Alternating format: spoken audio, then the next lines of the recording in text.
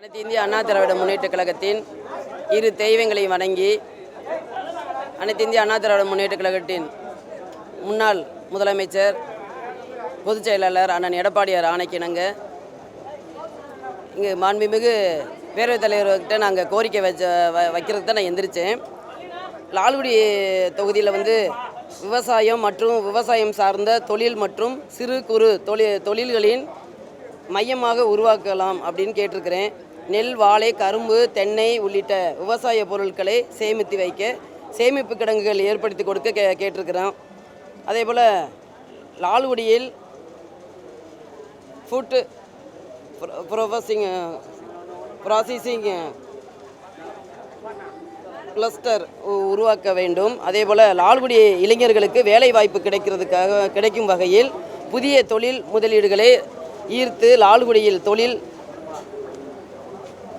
கூடங்களை அமைத்து தரப்படுறதுக்காக கேட்டிருக்குது. தொழில் நிறுவனங்களுக்கு தேவையான சாலை, மின்சாரம், குடிநீர், கழிவுநீர் மேம்பாட்டு வசதிகள் ஏற்படுத்தி கொடுக்க கேட்டிருக்குது. அதேபோல் லால்குடி தொகுதி மக்களுக்கு உள்ள தொழில் நிறுவனங்களுக்கு மின்சாரம் கட்டணம் சலுகைகள் வழங்குவது குறித்து அரசு பரிசீலிக்க வேண்டும் என்று கேட்டுக்கொள்கிறேன். பெண்கள் சுய உதவி குழுக்கள் தயாரிக்கும் பொருட்களுக்கு சந்தைக்கு கொண்டு போய் அவங்களுக்கு வாய்ப்பு கொடுக்குமாறு கேட்டுக்கொள்கிறேன். அதே போல் கோயம்புத்தூரில் செங்கல் சூழ்வாயெல்லாம் மூடி கிடக்குது. அதையும் ஓப்பன் பண்ணி நம்ம இளைஞர்கள்லாம் வேலை வாய்ப்பு இல்லாமல் இருக்கிறாங்க. அவங்களாம் வெளிநாட்டுக்கும் வெளி மாநிலத்துக்கும் போயிட்டுருக்குறாங்க. அவங்கெல்லாம் நம்மளை வேலை வாய்ப்பு கொடுக்குற மாதிரி தொழில்கள் தொடங்குறதுக்கு கேட்டிருக்கிறோம். தமிழ்நாட்டில் நம்ம லால்குடி தொகுதியிலையும் தொடங்குறதுக்கு கேட்டிருக்கிறேன். அதே போல் இன்று முன்னாள் அமைச்சர் தங்கம் தென்னரசு அண்ணன் திடீர்னு அமைச்சர் பேசிகிட்டு இருக்கும்போது குறுக்கே லாட்ரியை பற்றி பேசினாங்க. லாட்ரி என்னுடைய கணவர் மார்ட்டின் சார் அவங்க பிஸ்னஸ் பண்ணிகிட்டு இருக்கிறாங்க. வேறு மாநிலத்திலலாம் பண்ணிகிட்ருக்குறோம். நாங்கள் எந்த அரசு வந்தாலுமே டேக்ஸும் கட்டி ஜிஎஸ்டி கட்டி தான் நாங்கள் வியாபாரம் பண்ணிகிட்ருக்கோம். இது அண்ணா கொண்டு வந்தது இந்த லாட்ரி தொழில். என்னுடைய கணவர் பொறுப்போடு வியாபாரம் பண்ணிகிட்டு இருக்கிறத அதை அவங்க ஒரு வேறு மாதிரி அவங்க கொண்டு வராங்க. லாட்ரி தொழிலே ஒரு அரசு கொண்டு வர தொழிலை எந்த அரசு வந்தாலும் நாங்கள் அதை இது பண்ணுவோம். அதை கொச்சைப்படுத்தும் அளவுக்கு அவங்க லாட்ரியை பற்றி அரசியல் கொண்டு அதை பேசிகிட்டு இருக்கிறாங்க. அதை அது அந்த மாதிரி பேசக்கூடாது. எந்த அமைச்சருக்கு என்ன பதிலுக்கு கேள்வி கேட்குறாங்க அந்த பதில் கரெக்டாக அந்த அமைச்சருக்கு தான் கொடுக்கணும். நிதி அமைச்சர் கேட்டதுக்கு லாட்ரி அப்படின்னு சொல்லிட்டு எங்கள் கணவரை எடுக்கிறாங்க. என்னுடைய சன்னில் லாட்ரியிலேருந்து வெளியில் வந்துட்டாங்க. இருந்தாலும் தேவையில்லாத இதை பேச வேண்டாம்னு சொல்லி கூறிக்கொள்கிறேன். நன்றி, வணக்கம்.